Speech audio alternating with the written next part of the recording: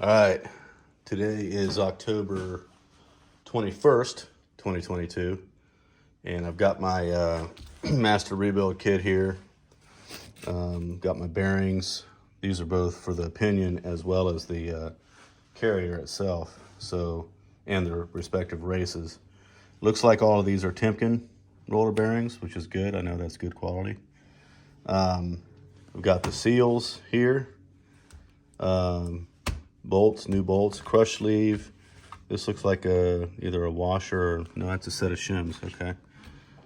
The yoke nut, which will be put on at the very end after the pinion depth is set, and another set of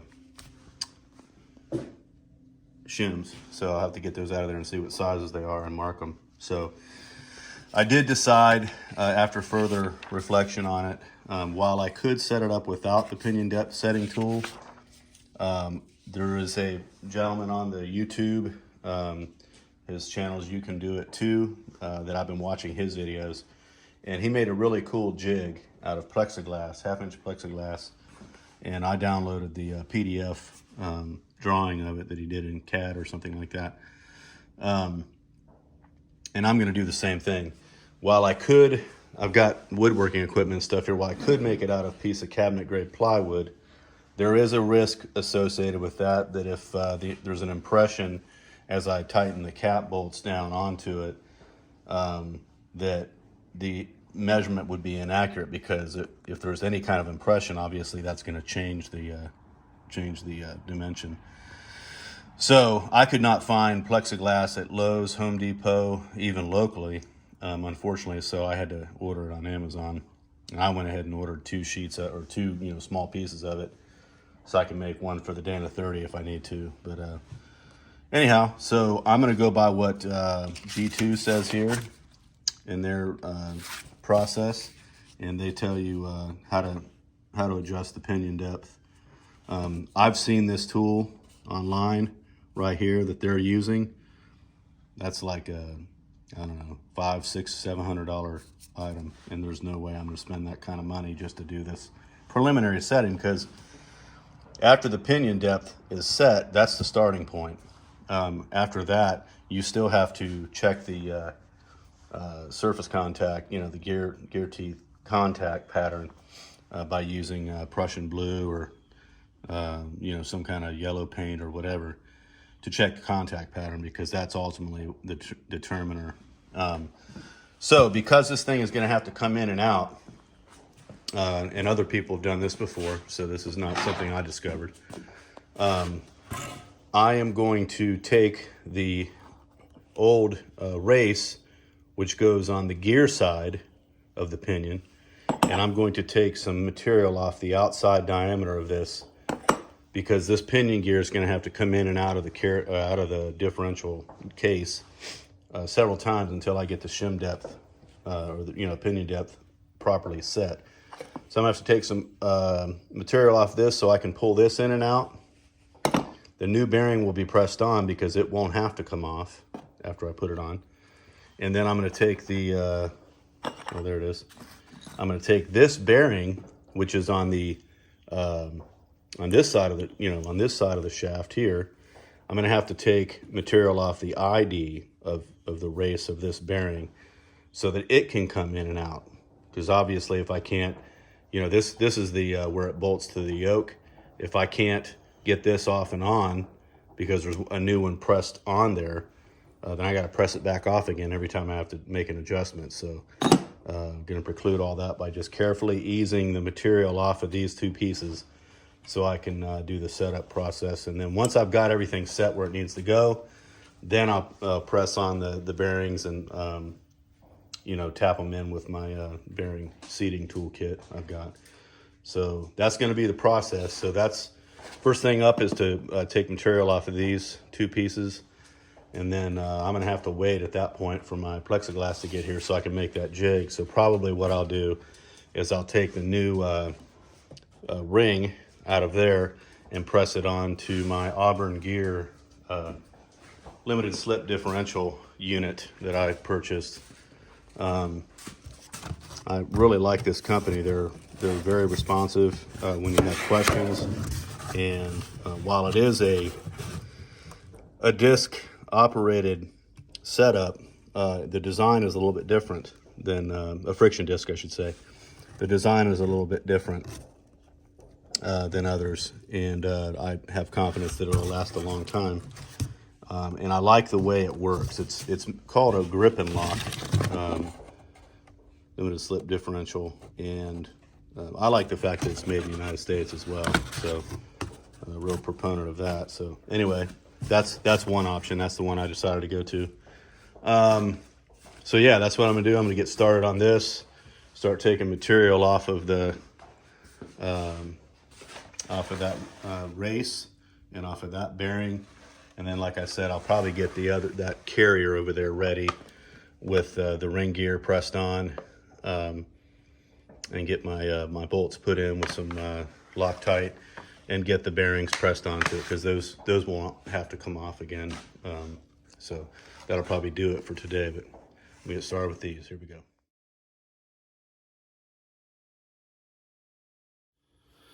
All right, I just set something up here.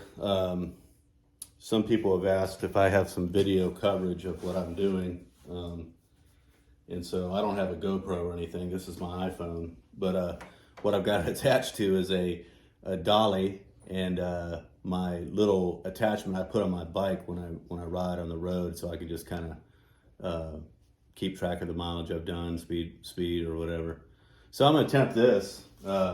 This is just gonna show a little bit of what I'm doing here on this bearing race, taking some material off the OD and borrowing the technique that another guy did on YouTube, just making marks on the race so that I don't take too much off of one area, but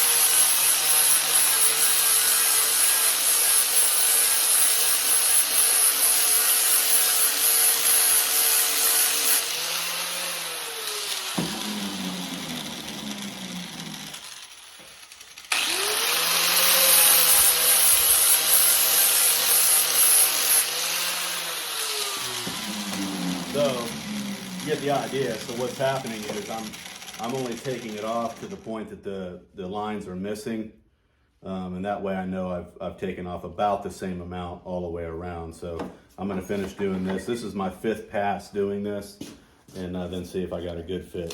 So I'll turn this off for now. All right, this is my 6th pass. Obviously, I'm just taking off a little bit at a time, kind of sneak up to the outside diameter that I need to put it in the its seat within the differential housing. So here we go.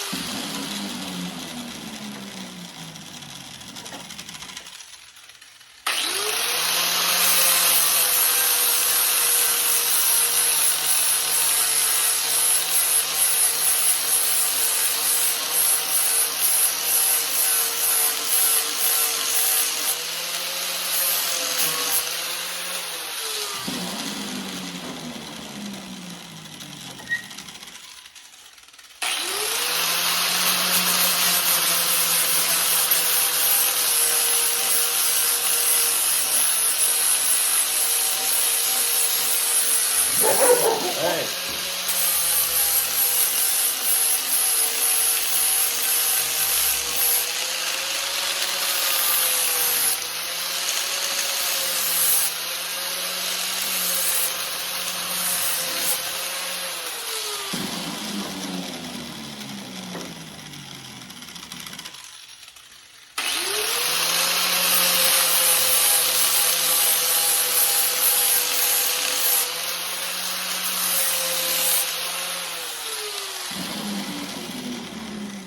right, success.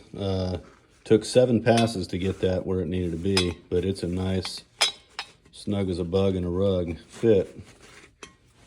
So much so that I can't even get it out with one hand, but it definitely seats down in there. See if I can get it out of there. Come on. Come on, Bessie. I spoke too soon, probably. I'm gonna have to use both hands. Hold on. Okay, yeah, so it has to be taken out with both hands, but I'll just show, just for demonstration, how snug a fit it is. So when it goes down in, push on both sides. Again, it's hard to do with one hand, but it's going down in now. Come on now.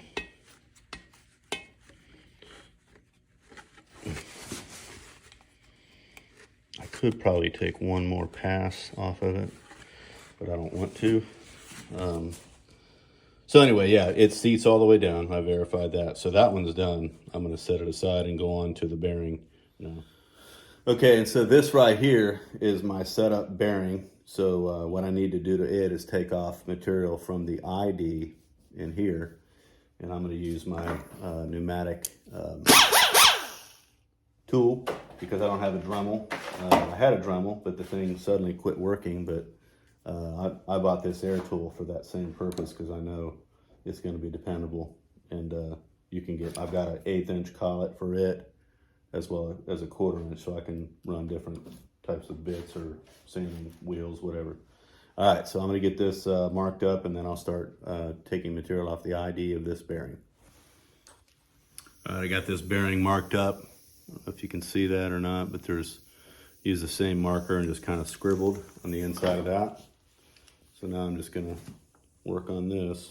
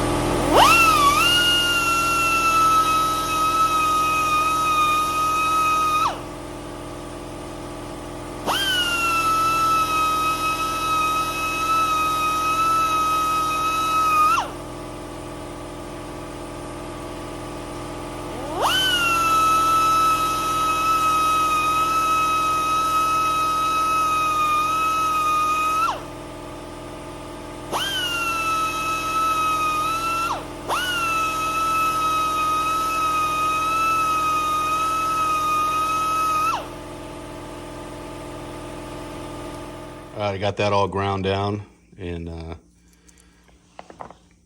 it's on there nice and snug. There we go. Nice slip on right there.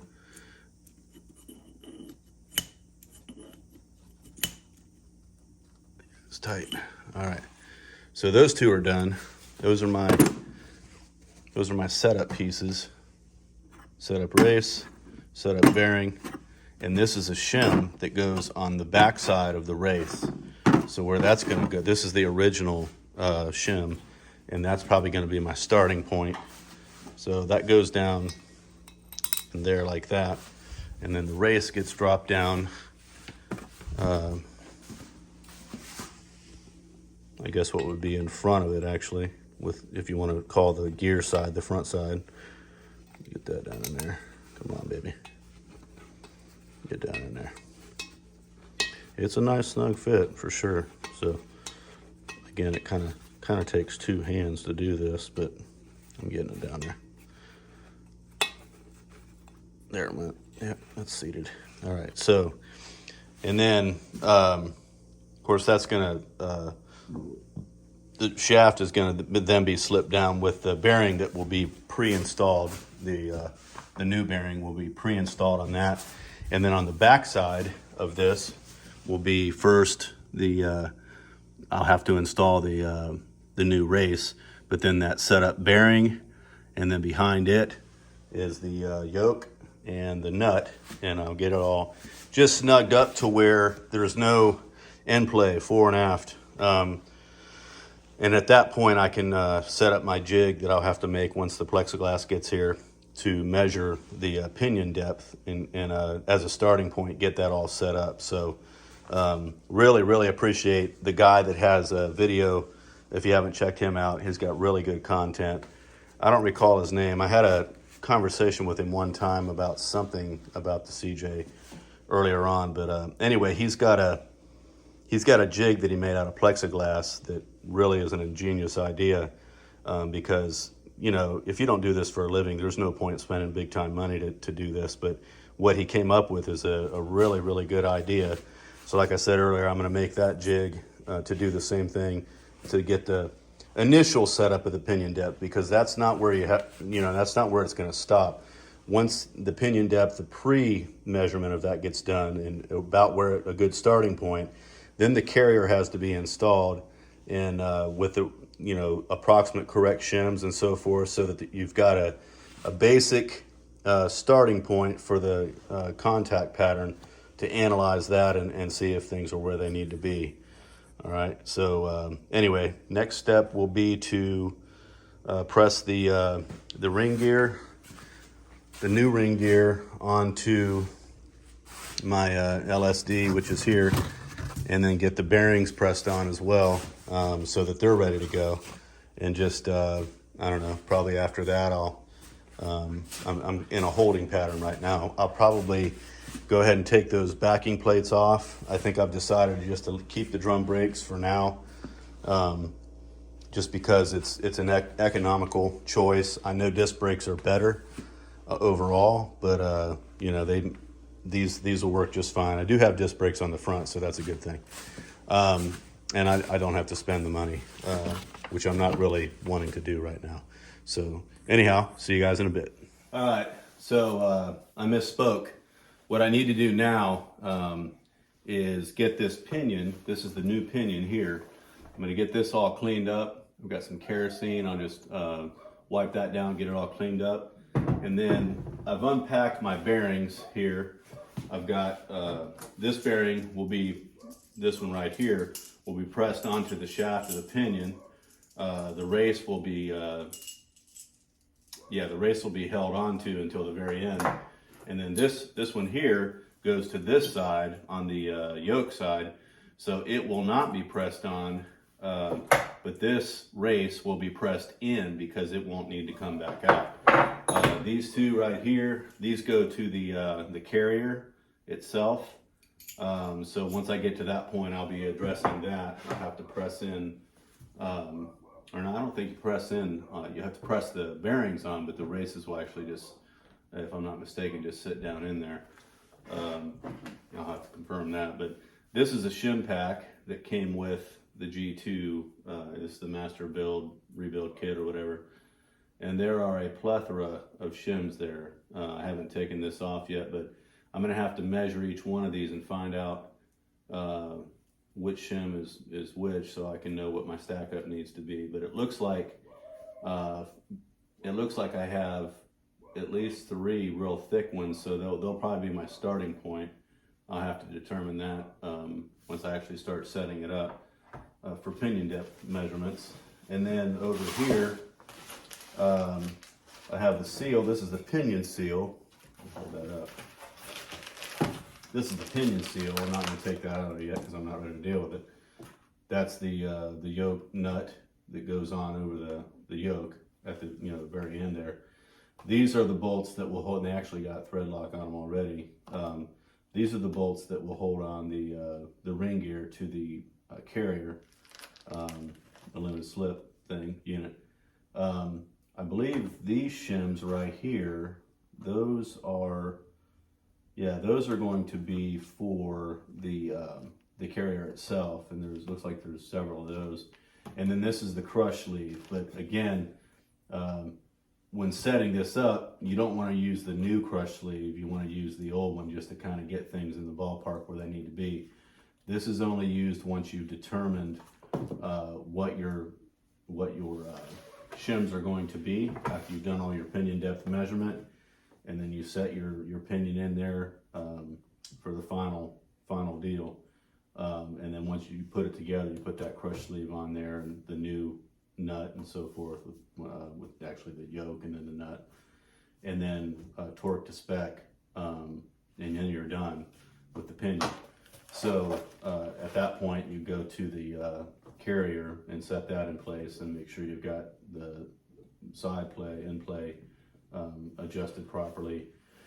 And then start painting teeth and doing the rotation with a slight load on it to find out whether you have a good contact pattern or not. So all that said, I am going to stop the video and get this thing cleaned up and then get the bearing that goes on this side pressed on. All right, here we go. All right, I got this pinion polished. Got it all cleaned up. It's actually a very, looks like a very well machined part. Nice polishing that they've done on the journals of where the bearings go. Let's see, it's marked AM20 410. I'm doing a 410 gear ratio. So, but I did notice something on top here, and I'm gonna have to call G2 about it. I know that they're numbered. Looks like they've got those scribed in too. I don't know if you can see that. There's a 19 on there. This number corresponds with the ring gear because they're sold in pairs, because they want to make sure that the mesh is as close to perfect as it can be, you know, so you have no noise and premature wear and all that kind of thing. But then there's another number on it right here, 2.551. Now I know the pinion depth, from what I gather, is supposed to be, and I'll confirm, 2.547. So others have mentioned that there's, you know, these ludicrous numbers, you know, written on the top of the, you know, this face of the gear, that don't really mean anything. I think in this case with this manufacturer, G2, that actually might be what they're suggesting, that the pinion height or depth is, so that you've got a good contact pattern. So I'm going to call and confirm that, but I'm guessing that that's what that is, because looks like that would only be 4 thousandths. I guess it would be, yeah, deeper. Is that right? 2.47, yeah, be deeper. So it's going to sit down further in than the factory setting of 2.547. But I want to confirm that, so I will definitely do that. But the next step is going to be to press this bearing on here, and I'll have to get my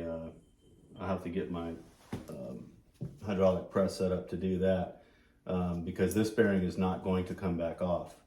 Remember, I'm using the race from the old setup, which, by the way, these are Timken. I think I already mentioned that, so it's going to be apples to apples as far as fitment is concerned. So I'm using the old race for a setup race on this, and of course I'll use the bearing, the corresponding bearing, the setup bearing, but I'll use this race to go ahead and press that into the housing, because it's not going to come back out. So that's the stage that I'm in right now. I'm gonna go ahead and get this done, and then probably give the manufacturer a call and ask them about that number, because I'm curious to know if that's what they're recommending, you know, for the pinion depth. And if so, I guess that's where I'll start, and then, you know, take a look at the contact pattern and see how things are working. So, all right, here we go. Okay, I'm gonna have to hold off on pressing this on because I don't have the right size collet or whatever socket, you know, what I would normally use for something like this. But you've got to put the bearing, press the bearing on using the ID of the bearing, or the inner race there. Otherwise, if you push on the outside here, it's obviously going to destroy the bearing. So I looked around on Amazon and I found a kit that is a ball joint kit, pretty cheap actually, which actually would come in handy too at some point probably, but picked it up for 40 bucks and it's got all of the, I double checked to make sure it's got the right size receiver tube that will work with that. And we'll probably work with some other bearings and whatnot, kind of dual purpose. So I'm going to move on with this little tool here. And I just remembered this is what I contacted the guy. You can do it too. And he gave me, I asked him where he had gotten this kit. This is for pressing in bearings and races and so forth. So I'm going to use this right here to put this race on the yoke side of the differential. And I'm going to get that pressed in there. So here we go.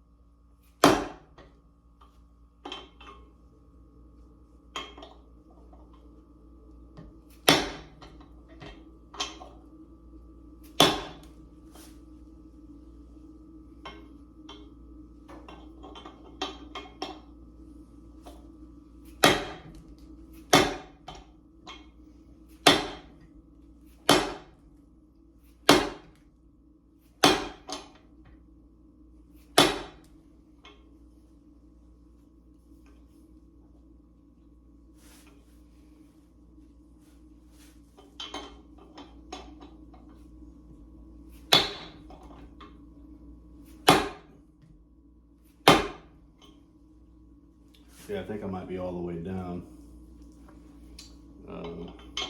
Feeling a more solid connection to it. Ooh.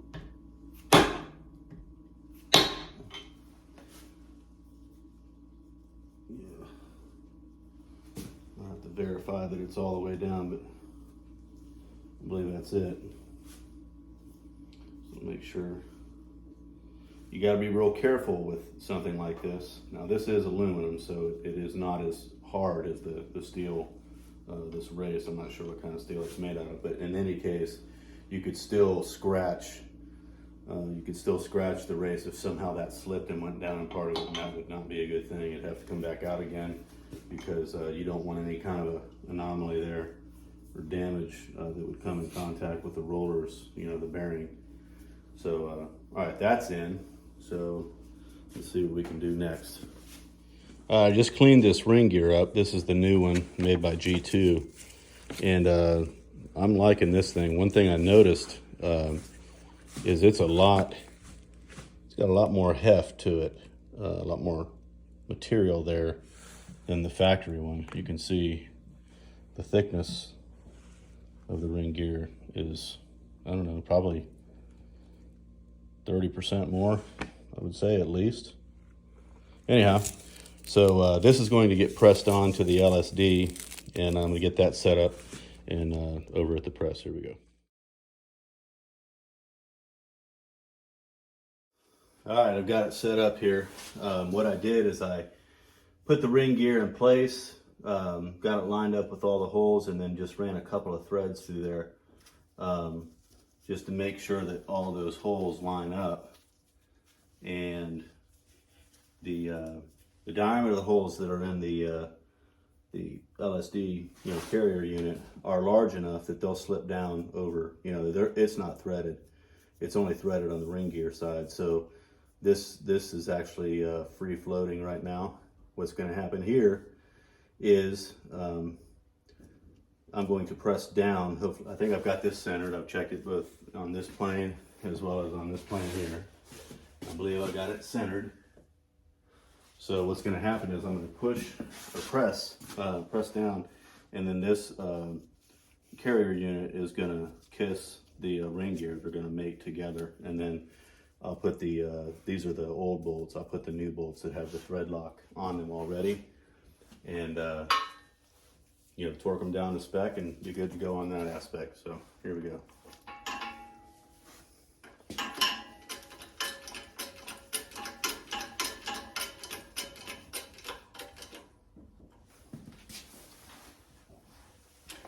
Got to make sure it goes down evenly.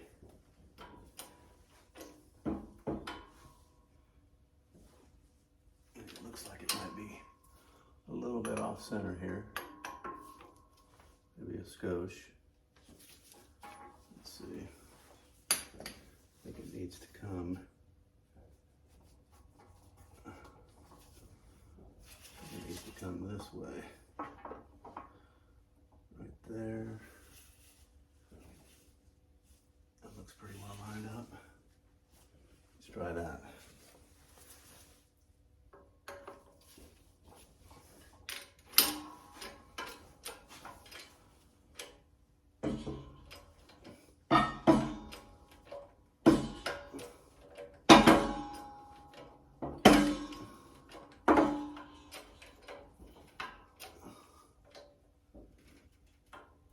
I believe that is seated. Give it one more little hit. Okay, right now I can hear those teeth grinding into my blocks, so I know it's pretty much down. I don't think there's any space in there. You can see the heads of the bolts, how they obviously came up as it was going down. So I'll double check that, make sure that's in place. If I can't get a feeler gauge through it, then I know it's seated all the way. So far, so good. Okay, I think it's going to do it for today. That's about as far as I can go, because the next step would be to get the bearings pressed on to both ends of the LSD here. Again, I've just got the original bolts out of the other carrier in place there. I've not put the new bolts in, but they've already got thread lock on them, so all I'll have to do is put those in, torque them down to spec, and that'll be good to go as far as that's concerned. This is Grip and Lock's installation manual, and I've read most of it. They have different applications for different axles and so forth. They do mention the AMC 20 that some of them require an axle spacer, which is included with the kit, so I've got that in case I need it. And then this is, yeah, that's for the Dana 44. They talk about backlash and preload and all that kind of fun stuff. So I'll finish reading this just for good measure as well. And looks like they're pulling the bearings here. So that'll be some fun reading. Good to have that. And let's see. So put the bearings on that, and then I'll have to wait again for this one as well to press that bearing on, and I'm just keeping this race on there so I know that's the one that goes with it.